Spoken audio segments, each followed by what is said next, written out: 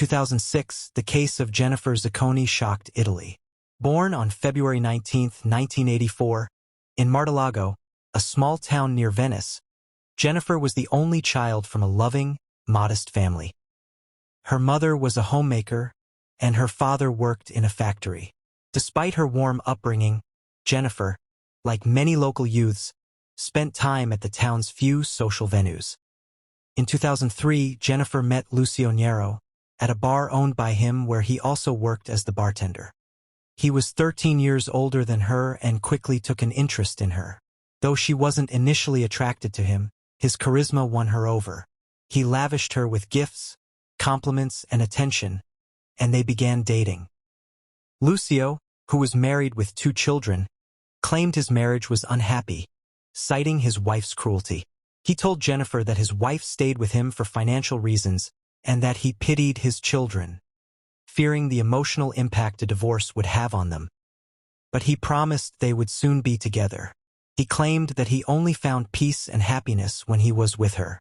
Jennifer, moved by his stories, believed and sympathized with him, even resenting his wife. Lucio frequently complained about his life at home and presented himself as a victim, while Jennifer became convinced that their relationship was meant to be. She introduced Lucio to her parents, and he was welcomed into their home as a trusted guest. Jennifer confided in her mother about her complicated relationship with Lucio and his supposedly unhappy marriage. Initially concerned, her mother was eventually convinced of Lucio's sincerity, especially since Jennifer appeared so happy whenever she was with him or talked about him. Her mother reluctantly accepted the situation, believing Lucio would eventually marry her daughter. The couple's relationship lasted about 1.5 years, with Lucio continually promising to divorce his wife. However, he had no intention of leaving his family and enjoyed the excitement of his double life. In September 2005, Jennifer discovered she was pregnant. Instead of fearing the news, she saw it as a sign that Lucio would finally take action and marry her. But when she told him in a hotel room on September 30th, his reaction was far from what she expected. His expression changed, and he demanded she terminate the pregnancy immediately. Shocked, Jennifer asked him to clarify, but Lucio exploded. He shook her violently and insisted she fix the problem. Terrified, Jennifer realized he was on the verge of physical violence, pacing and repeatedly asking who else knew about the pregnancy. After their heated argument, Jennifer believed Lucio just needed time to process the situation, so she didn't contact him immediately. Eventually, she called him, but Lucio assumed she had already terminated the pregnancy. When she told him she hadn't, he lashed out, accusing her of ruining his life. Their communication grew increasingly tense, and Jennifer decided she would keep the baby, regardless of Lucio's support. Jennifer's parents supported her decision, though they still hoped Lucio would take responsibility. In the months that followed, Lucio continued to avoid contact, while Jennifer prepared for motherhood. She had already named the baby Haven and set up a nursery with her parents' help. Despite sending Lucio ultrasound photos and messages, he never responded. In late April 2006, Lucio unexpectedly called, sounding calm and sincere. He suggested they meet for an important conversation, leading Jennifer to believe he had finally decided to leave his wife and be with her and their child. She shared her hopes with her mother, who supported the idea. Lucio arranged to meet on April 29th, asking to take a walk in a nearby park, which seemed unusual but not alarming to Jennifer. The night before, he called again, confirming they would meet in a quiet parking lot of a small shop about 1/2 kilometer from her home.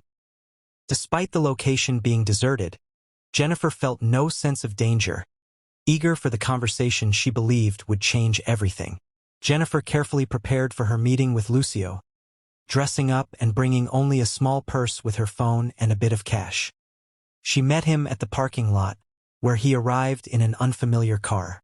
He suggested they go for ice cream at a nearby gas station, and Jennifer got in without hesitation. By 10 p.m., her mother grew concerned and tried calling, but Jennifer's phone was off. When Lucio called around midnight, he claimed they had met, walked in the park, and that he had dropped her off at the parking lot. He expressed concern, saying he had urgent matters to attend to and would call back later, but never did. Jennifer's parents, frantic, contacted her friends, but they said they had not seen her. Then, at 1 a.m., they received a text from Jennifer's phone, claiming she had gone to a casino in Slovenia. However, knowing Jennifer hadn't brought money or her passport, her parents feared she had been abducted, possibly by Lucio. The police quickly began investigating as Jennifer was heavily pregnant and only days away from giving birth. The police focused on Lucio as he was the last person to see her. He insisted he dropped her off, but without evidence or surveillance, they had to release him while monitoring him discreetly. On April 30th, Jennifer's parents made a public appeal, but no significant leads surfaced. The police questioned Lucio again, who still denied any involvement in Jennifer's disappearance.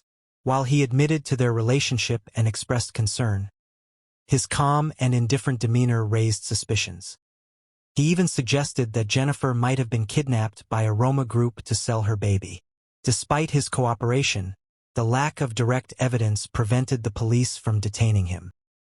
A week later, Lucio disappeared, and his wife, now aware of his affair and suspected role in Jennifer's disappearance, filed for divorce and sought full custody of their children. Lucio went into hiding, but on May 11th, he contacted his wife, unaware that authorities were tracking his phone. They arrested him in Milan and brought him to the police station.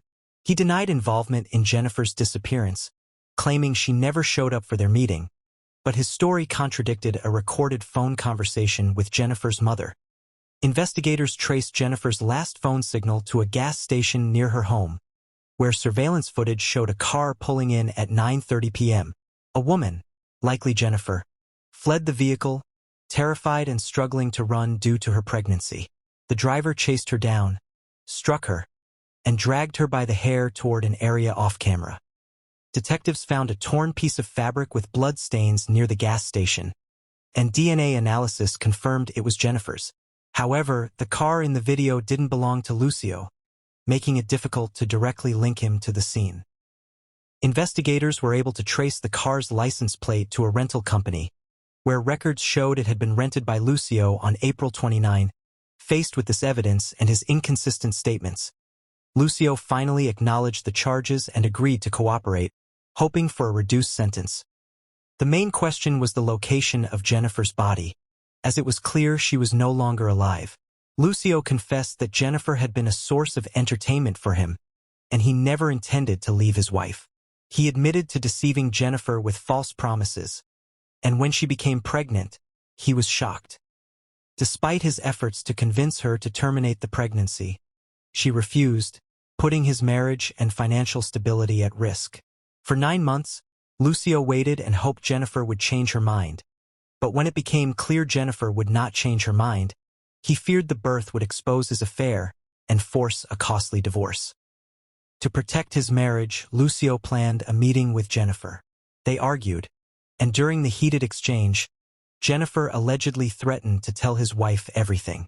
Lucio claimed this caused him to snap, and in a fit of rage, he struck her several times in the face to silence her. But Jennifer then threatened to report him to the police. Jennifer tried to escape, but her advanced pregnancy made it difficult, causing her to stumble multiple times. Lucio caught up to her, started hitting her, and dragged her by her hair into a nearby wooded area. In a fit of rage, he attempted to strangle her with an old rope, which broke in his hands. Realizing she was unresponsive, he panicked. Desperate to hide her body, Lucio found a deep trench with soft, wet mud. He placed Jennifer face down into the trench and stomped on her several times to push her deeper into the mud. Afterward, he hurriedly covered her with some dirt and left the scene. Lucio later led authorities to the location where he had hidden Jennifer's body. Investigators noted that the site was well chosen for such a crime, as construction workers had recently filled in the trench. Excavating and recovering the remains required significant effort. Forensic examination revealed numerous injuries, including bruises, abrasions, and scratches. Although there were ligature marks indicating strangulation, The cause of death was ultimately determined to be drowning in the mud. After confessing to the crime, Lucio claimed he acted in a moment of rage and requested a psychological evaluation. The results showed he was fully aware of his actions. Prosecutors argued the crime was premeditated, motivated by the financial consequences he would face if his affair and Jennifer's pregnancy were exposed, which would lead to a scandalous divorce. Lucio's trial, delayed until 2008, the defense argued that it happened due to emotional distress rather than premeditation. The judge ruled the crime wasn't intentional, and Lucio was sentenced to 30 years in prison, with the possibility of parole after 15 years. This lenient sentence outraged Jennifer's family, and their appeals for a harsher penalty were denied. Lucio was also ordered to pay €80,000 in compensation to the Zacconi family but declared bankruptcy, never paying a cent. By 2016, Lucio earned privileges for good behavior, enabling him to work in the city during the day and spend extended periods at home each year. In 2017, after serving just 11 years for the brutal double murder, he was granted parole. Throughout the entire process, Lucio never showed remorse for his actions and refused to apologize to Jennifer's family for the loss of their daughter and unborn grandchild. Jennifer's life was tragically cut short, along with the innocent life of her unborn child, and her family was left to mourn not only their loss but the absence of the justice they believed they deserved. Thank you for watching. Please subscribe to my channel for more true crime content. See you next time.